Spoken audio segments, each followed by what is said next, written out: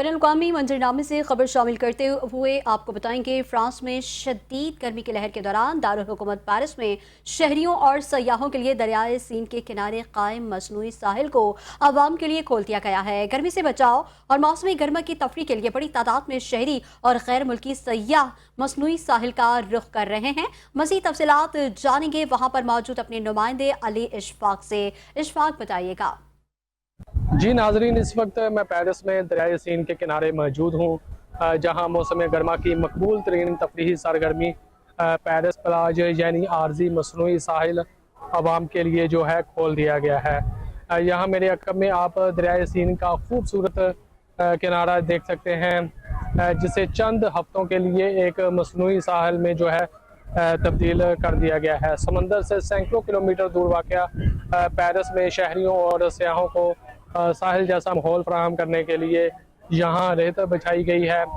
چھتریاں، سن beds, کھیلوں کی سرگرمیاں اور تفریحی اسٹالز قائم کیے گئے ہیں، جس سے یہ پورا علاقہ ایک ساحلی تفریح کا مقام کا منظر پیش کر رہا ہے۔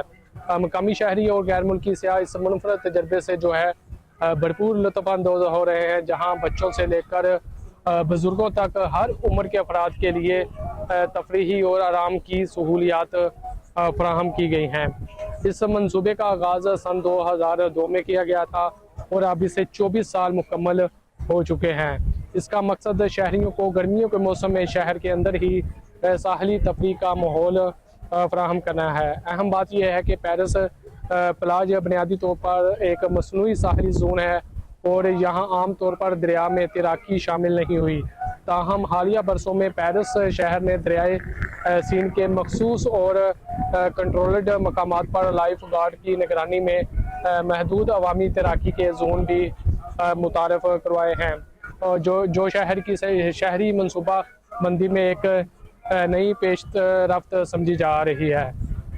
جی